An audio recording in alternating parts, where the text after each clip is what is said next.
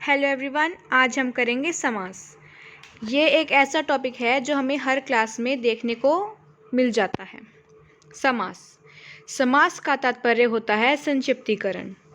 इसका शाब्दिक अर्थ है छोटा रूप, अर्थात दो या दो से अधिक शब्दों से मिलकर जो नया और छोटा शब्द बनता है उस शब्द को समास कहते हैं। दूसरे शब्दों में कहा जाए तो जहाँ पर कम से कम शब्दों में अधिक से अधिक अर्थ को प्रकट किया जाए वह समास कहलाता है। अब हम पढ़ेंगे पूर्व पद और उत्तर पद। समास रचना में दो पद होते हैं। पहले पद को पूर्व पद और दूसरे पद को उत्तर पद कहा जाता है। जैसे रसोई घर में रसोई पूर्व पद और घर उत्तर पद है। हथकड़ी, हथकड़ी में हथ पूर्व पद और कड़ी उत्तर पद है। नीलकमल, नीलकमल में नील पूर्व पद और कमल उत्तर पद है।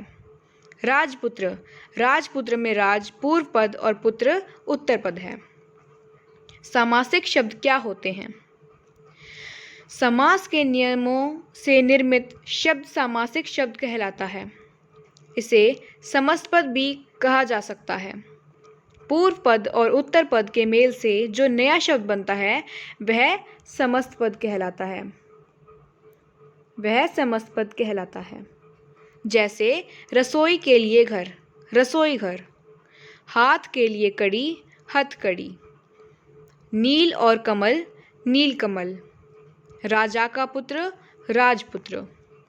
अब हम पढ़ेंगे समास विग्रह। सामासिक शब्दों के बीच से संबंधक को स्पष्ट करने को समास विग्रह कहते हैं। विग्रह के बाद सामासिक शब्द गायब हो जाते हैं, अर्थात जब समस्त पद के सभी पद अलग अलग किए जाते हैं उसे समास विग्रह कहते हैं। यानी जब हम समस्त पद को अलग अलग कर देते हैं उसे समास विग्रह कहते हैं। जब हम समस्त पद से दोनों पदों को अलग अलग कर देते हैं, जैसे माता पिता, माता और पिता। जेब कतरा, जेब को कतरने वाला। प्रयोगशाला, प्रयोग के लिए शाला। अब हम पढ़ेंगे समास के 6 भेद। समास के 6 भेद होते हैं। अव्ययीभाव समास, तत्पुरुष समास, कर्मधारय समास, द्विगु समास, द्वंद्व समास और बहुव्रीहि समास। अब हम एक एक करके इन सब की एक्सप्लेनेशन देखेंगे। अव्ययीभाव समास, इसमें प्रथम पद अव्ययी होता है और उसका अर्थ प्रधान होता है। यानी कि जो प्रथम पद होता है वो अव्ययी भी होता है और उसका पद प्रधान भी होता है। उसे अव्ययीभाव समास कहते हैं। इसमें अव्ययी पद का प्रारूप लिंग वचन कारक में नहीं बदलता है। वो हमेशा एक जैसे रहते हैं। क्योंकि ये अव्ययीभाव हैं इसलिए इनके ऊपर किसी लिंग वचन या कारक का कोई प्रभाव नहीं आता। जैसे यथाशक्ति, शक्ति के अनुसार। यथा का मतलब उसके अनुसार। यथाशक्ति हुआ शक्ति के अनुसार। घर घर, प्रत्येक घर। प्रतिदिन, प्रत्येक दिन यानी हर एक दिन। प्रतिवर्ष, हर वर्ष यानी हर एक वर्ष। आजन्म, जन्म से लेकर। निनिर्वाद, बिना विवाद के। तुलसीकृत, तुलसी द्वारा कृत। शाकाहारी, शाक को खाने वाला। नेत्रहीन, नेत्र से हीन। अब हम पढ़ेंगे तत्पुरुष समास। यह है सेकंड टाइप। इस समास में दूसरा पद प्रधान होता है। यानी अव्ययीभाव में पहले पद की प्रधानता थी और इस समास के टाइप में दूसरे पद की प्रधानता होती है। यह कारक से जुड़ा समास होता है। इसे बनाने में दो पदों के बीच कारक चिन्हों का लोप हो जाता है। उसे तत्पुरुष समास कहते हैं। यानी इसमें कारक का यूज होता है। जैसे राजा का पुत्र, राजपुत्र। राह के लिए खर्च, राह खर्च। ज्वर से ग्रस्त, ज्वरग्रस्त। देश के लिए भक्ति, देशभक्ति। तत्पुरुष समास के भी भेद होते हैं। अब हम उनके भेद पढ़ेंगे। वैसे तो तत्पुरुष समास के 8 भेद होते हैं, किंतु विग्रह करने की वजह से कर्ता और संबोधन 2 भेदों को लुप्त रखा गया है। यानी सिर्फ 6 ही भेद होते हैं। इसलिए विभक्तियों के अनुसार तत्पुरुष समास के 6 भेद होते हैं। कौन कौन से हैं वे?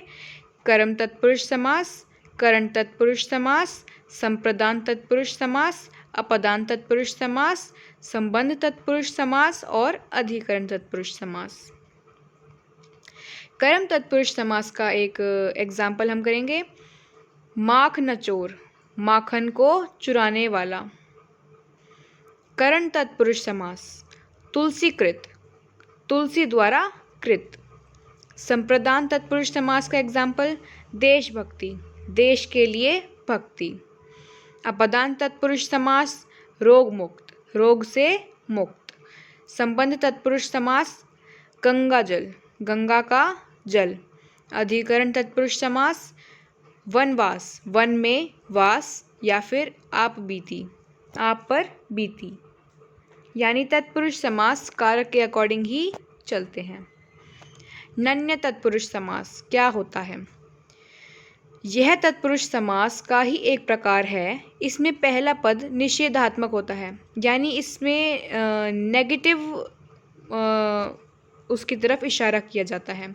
जैसे असभ्य, न सभ्य, यानी इसमें सभ्य नहीं होती, इसमें न की तरफ इशारा किया जाता है। अनादि, न आदि। असंभव, न संभव। अनंत, न अंत, जिसका अंत न हो। नील गगन, नीला है जो गगन। काली मिर्च, काली है जो मिर्च। नील कमल, नीला है जो कमल। कर्मधारय समास क्या होता है? इस समास का उत्तर प्रधान होता है। इस समास में सामासिक शब्द विशेषण, विशेष्य और उपमेय उपमान से मिलकर बनते हैं। जैसे चरण कमल, कमल के समान चरण। नील गगन, नीला है जो गगन। चंद्रमुख, चंद्र जैसा मुख। महात्मा, महान है जो आत्मा। लाल मणि, लाल है जो मणि। आप एक बात का ध्यान रखिएगा कि इस कर्मधारय समास में उत्तर पद प्रधान होता है, पूर्व पद नहीं, उत्तर पद। नवग्रह, चौराहा, तिरंगा, ये द्विगु समास के एग्जाम्पल्स हैं, क्योंकि अब हम द्विगु समास करने जा रहे हैं। तो द्विगु समास क्या होता है? द्विगु समास में पूर्व पद संख्यावाचक होता है और कभी कभी उत्तर पद भी संख्यावाचक होता है। इस समास में प्रयुक्त संख्या किसी समूह को दर्शाती है, किसी अर्थ को नहीं। इससे समूह और समाहार का बोध होता है, उसे द्विगु समास कहते हैं। जैसे इसके एग्जाम्पल नवग्रह, 9 ग्रहों का समूह। द्विगु समास में हर एग्जाम्पल में जब हम उसका समस्त पद का विग्रह करेंगे तो उसमें या तो हमें समूह मिलेगा या फिर समाहार। और द्विगु समास में हमें काउंटिंग मिलेगी, जैसे 1 2 3 4 5 6 7 8 9 10, मतलब हमें काउंटिंग मिलेगी द्विगु समास में, और इसमें समूह या समाहार मिलेगा। जैसे दोपहर, 2 पहरों का समाहार। त्रिवेणी, 3 बेड़ियों का समाहार। पंचतंत्र, 5 तंत्रों का समूह। त्रिलोक, 3 लोकों का समाहार। शताब्दी, 100 अब्दों का समूह। पंसेरी, 5 शेरों का समूह। रात दिन, माता पिता, राजा रानी, ये हैं द्वंद्व समास के एग्जाम्पल, क्योंकि अब हम द्वंद्व समास करने जा रहे हैं। तो द्वंद्व समास किसे कहते हैं? इस समास में दोनों पद ही प्रधान होते हैं। द्वंद्व समास में दोनों पदों को इक्वल इम्पोर्टेंस दी जाती है। इसमें किसी भी पद का गौण नहीं होता। ये दोनों पद एक दूसरे पद के विलोम होते हैं, लेकिन ये हमेशा नहीं होते। इसका विग्रह करने पर और, अथवा, या, एवं का प्रयोग होता है, उसे द्वंद्व समास कहते हैं। जब हम दिन और रात का जैसे एग्जाम्पल लें तो दिन और रात हम दोनों को इक्वल रख रहे हैं, इसलिए हम उनके बीच में और लगा रहे हैं, दिन और रात। इसके एग्जाम्पल्स जैसे जलवायु, जल और वायु। अपना पराया, अपना या पराया। पाप पुण्य, पाप और पुण्य। राधा कृष्ण, राधा और कृष्ण। अन्न जल, अन्न और जल। दशानन, त्रिवेणी, पीतांबर। अब हम बहुव्रीहि समास करने जा रहे हैं, तो ये उसके एग्जाम्पल हैं। इस समास में कोई भी पद प्रधान नहीं होता। जब दो पद मिलकर तीसरा पद बनाते हैं तब वह तीसरा पद प्रधान होता है। इसका विग्रह करने पर वाला, है जो, जिसका, जिसकी, जिसके, वह आदि आते हैं। ऐसे समासों को हम बहुव्रीहि समास कहते हैं। बहुव्रीहि समास में किसी तीसरे पद की ओर इशारा किया जाता है, ये आप ध्यान रखिएगा। इसके एग्जाम्पल्स जैसे गजानन, गज का आनन है जिसका, अर्थात गणेश। त्रिनेत्र, तीन नेत्र हैं जिसके, अर्थात शिव। नीलकंठ, नीला है कंठ जिसका, अर्थात शिव। लंबोदर, लंबा है उदर जिसका, अर्थात गणेश। यहीं पर हम अगर नीलकंठ कर्मधारय समास में लेते तो हम लिखते नीले कंठ वाला। तो चलिए अब हमारा चैप्टर हो गया है, हम कुछ इसकी एक्सरसाइजेस देखते हैं। पाप पुण्य, यह किस समास का उदाहरण है? पाप पुण्य, पाप और पुण्य, यह है द्वंद्व समास। सही जवाब है द्वंद्व समास। दशानन में कौन सा समास है? दशानन यानी 10 आनन हैं जिसके, अर्थात रावण। तो ये है बहुव्रीहि समास, क्योंकि इसमें हम किसी तीसरे पद की ओर इशारा कर रहे हैं, रावण की तरफ, अर्थात रावण। तो ये हुआ बहुव्रीहि समास। सही जवाब। चौराहा शब्द में कौन सा समास है? चौराहा, चार राहों का समूह या समाहार। जिसमें कोई गिनती आ गई वो तो हमें पता चल गया द्विगु है, तो इसका सही जवाब होगा द्विगु। सही जवाब। तिरंगा में कौन सा समास है? तिरंगा यानी 3 रंगों का समूह, ये भी हुआ द्विगु समास। सही जवाब। राजपुत्र में कौन सा समास है?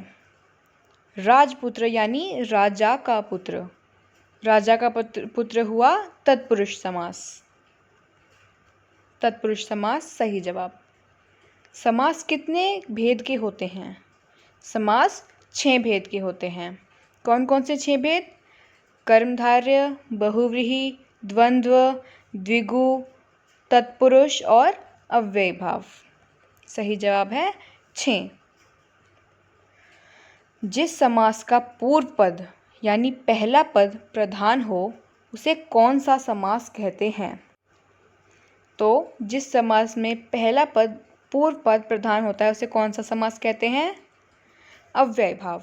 अव्ययभाव में पहला पद प्रधान भी होता है और अव्यय भी होता है, जिसपे किसी लिंग, वचन, कारक का कोई प्रभाव नहीं पड़ता। इसका आंसर है अव्ययभाव। तत्पुरुष समास के कितने भेद होते हैं? तत्पुरुष समास के 6 भेद होते हैं। ये कारक के अनुसार चलते हैं। राधा कृष्ण में कौन सा समास है? राधा कृष्ण यानी राधा और कृष्ण, यह हुआ द्वंद्व समास। सही जवाब। पंचवटी में कौन सा समास है? पंचवटी यानी 5 वाटियों का समूह, यानी इसमें काउंटिंग आ गई 5, तो ये है द्विगु समास। सही जवाब। तो इसी के साथ हमारा ये चैप्टर ख़त्म होता है। हमारी एक्सरसाइजेस भी हमने थोड़ी एक्स्ट्रा सॉल्व कर ली हैं। आशा करती हूँ आपको ये चैप्टर अच्छे से समझ में आया होगा। अगर आपको आया हो तो कमेंट करके बताइए कि आपको अगली वीडियो किस टॉपिक पे चाहिए, और लाइक, शेयर और सब्सक्राइब कर दीजिएगा। मिलते हैं नेक्स्ट वीडियो में, तब तक के लिए बाय बाय।